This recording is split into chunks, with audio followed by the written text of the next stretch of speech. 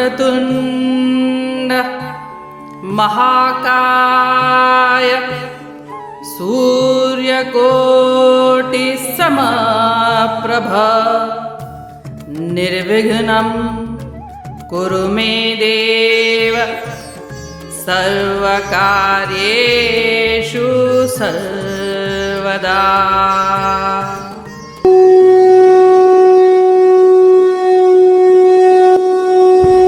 अध्याय 2 श्लोक 57-58।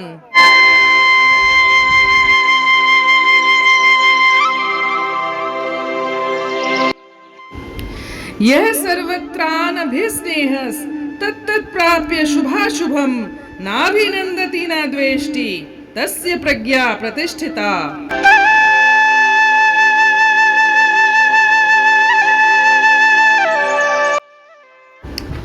जैसा कि हम जानते हैं, श्री कृष्ण ने अर्जुन द्वारा पूछे जाने पर कि स्थिर प्रज्ञ मनुष्य के क्या लक्षण होते हैं, तो श्लोक नंबर 57 में हमने देखा था कि श्री कृष्ण भगवान बोलते हैं कि वह मनुष्य जिसने सब ओर से अपने आप को अनासक्ति रहित कर दिया है, मतलब आसक्तियों को छोड़ दिया है, और जिस पर शुभ को प्राप्त करके वह न तो प्रसन्न होता है और न ही अशुभ को प्राप्त करने पर उसे द्वेष होता है, वही स्थिर प्रज्ञ मनुष्य कहा जाता है।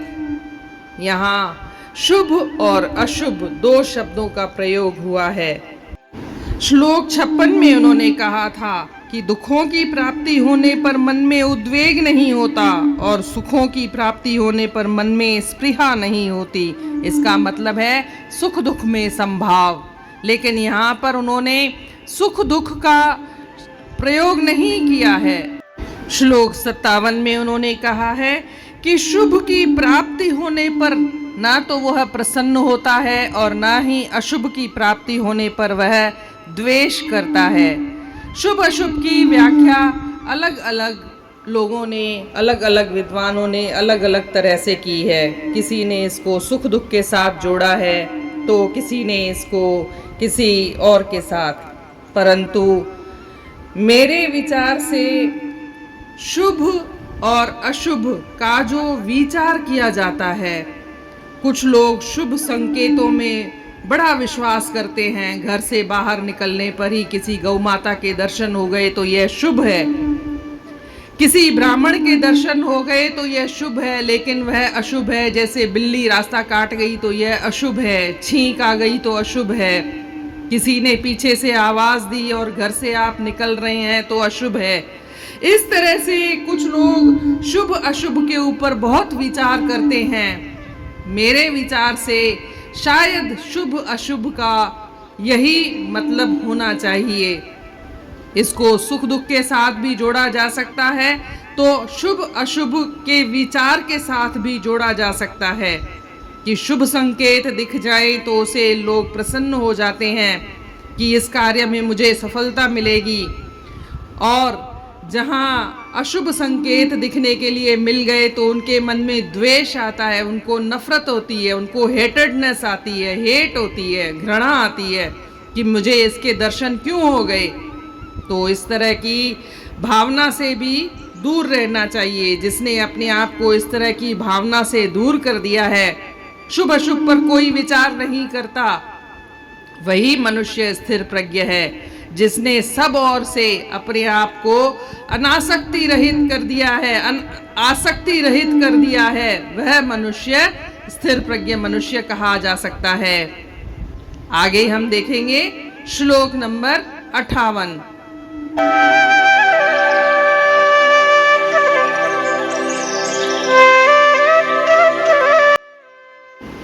यदा संहरते चायं कूर्मो अंगानि व सर्वशः इंद्रियाणि इंद्रियार्थेभ्यस् तस्य प्रज्ञा प्रतिष्ठिता।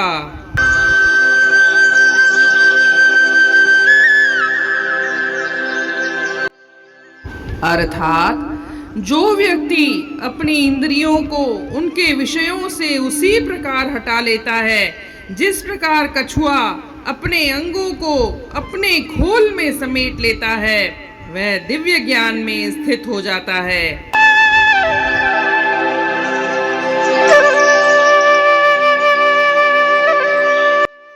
जैसा कि हम जानते हैं, श्री कृष्ण भगवान अर्जुन को स्थिर प्रज्ञ मनुष्य के लक्षण बता रहे हैं। इस श्लोक में बता रहे हैं कि जैसे कछुआ अपने अंगों को अपने खोल के अंदर समेट लेता है, वैसे ही स्थिर प्रज्ञ मनुष्य अपनी इंद्रियों को विषयों से पूर्ण रूप से विषय रहित कर देता है। ऐसा ही मनुष्य स्थिर प्रज्ञ कहलाता है। यहाँ हम व्यवहारिक जिंदगी में यह मान सकते हैं कि कोई भी व्यक्ति इंद्रियों को विषयों से पूर्ण विरक्त नहीं कर सकता, विषय रहित नहीं हो सकता। सामान्य व्यवहार में इसको इस अर्थ में लिया जा सकता है कि इंद्रियां इंसान के कंट्रोल में रहनी चाहिए, इंद्रियां इंसान को कंट्रोल ना करें। इंद्रियां चाहे वह जिह्वा हो, नाक हो, कान हो या कोई भी पांचों इंद्रियों में से कोई भी, पर इंद्रियां हमें कंट्रोल ना करें, हम इंद्रियों के ऊपर कंट्रोल करें, यही हमें कोशिश करती रहनी चाहिए। जैसे कोई व्यक्ति आपके ऊपर कितनी भी लालच दे, प्रशंसा करे या दबाव डाले कि आप अपने मुंह से यह शब्द बोल दें, लेकिन आपको हर वक्त यही कोशिश करनी है कि आपको क्या बोलना है आप खुद डिसाइड करेंगे, सामने वाला डिसाइड नहीं करेगा। इंद्रियां अपने वश में होनी चाहिए। इसी तरह से समस्त इंद्रियां अपने वश में होनी चाहिए। कोई स्वादिष्ट भोजन सामने प्रस्तुत कर दे और अपन उसी वक्त शुरू हो जाएं कि मैं तो अपने आप को कंट्रोल नहीं कर सकता, ऐसी मनोवृत्ति से दूर रहना चाहिए। हमें निर्णय करना है कि हमें कब क्या कितना खाना है, कितना खाना हमारे लिए श्रेयस्कर है, वह हम डिसाइड करेंगे, इंद्रियां डिसाइड नहीं करेंगी। इस श्लोक को व्यावहारिक जिंदगी में इसी तरह से उतारा जा सकता है।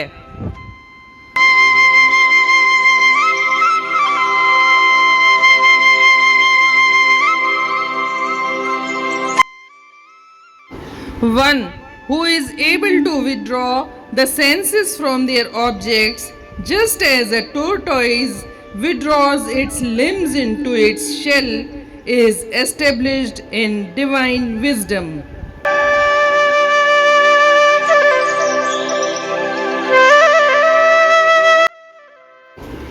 कुमें सा अगर छेड़ करे कोई, करे अंग सोढ़ा अंदर थी घरे, हटाए थो विषयुन सा तीय को हवास, सो आहे बुद्धिमान ऐ हक शनास।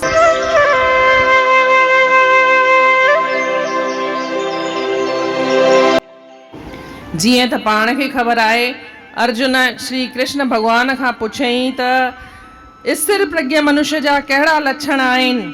हिन श्लोक में श्री कृष्ण भगवान चवे थो त जीअं कछुओ पंहिंजे अंगनि खे, टोर्टॉइस जेको थींदो आहे, पंहिंजे अंगनि खे पंहिंजे अंदरि समेटे वठंदो आहे, खोल में समेटे वठंदो आहे, तीअं ई जेको इंसान, जंहिं इंसान पंहिंजे इंद्रियुनि खे विषयनि सां परे करे छॾियो आहे, उहो ई मनुष्य स्थिर प्रज्ञ मनुष्य आहे।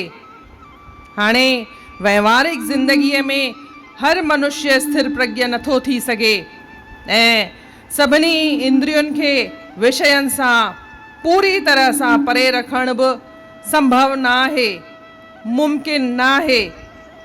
पर एतिरो त मुमकिन आहे त इंसान पंहिंजी इंद्रियुनि खे विषयनि सां पूरी तरह सां परे न बि रखे, पर ताबे में रखे, ज़ाब्ते में रखे।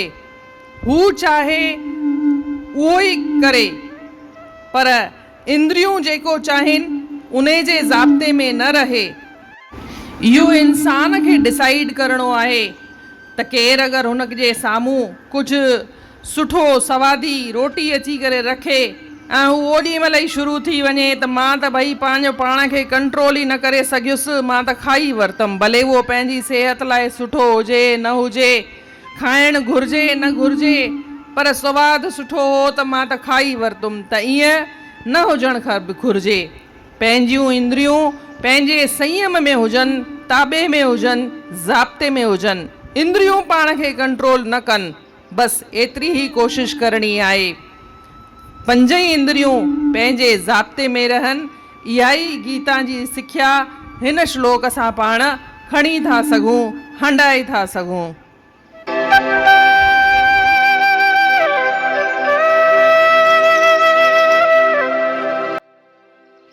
हिन श्लोक में हिकु ॻाल्हि ॿी चई थी सघां त हिन में किथे बि इंद्रिय दमन जी ॻाल्हि कान कई वई आहे, पर इंद्रियनि खे विषयनि सां रहित करण जी ॻाल्हि कई वई आहे, यानी कि पंहिंजे मन खे उन सां परे रखिणो आहे, यानी कि मन ते ज़ाब्तो रखिणो आहे।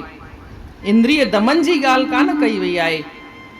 इन रीति अध्याय 2 जे श्लोक 58 जो अर्थ पूर्ण थियो। सुभाणे ॾिसंदासीं श्लोक 59। तेसी ताईं जय श्री कृष्ण।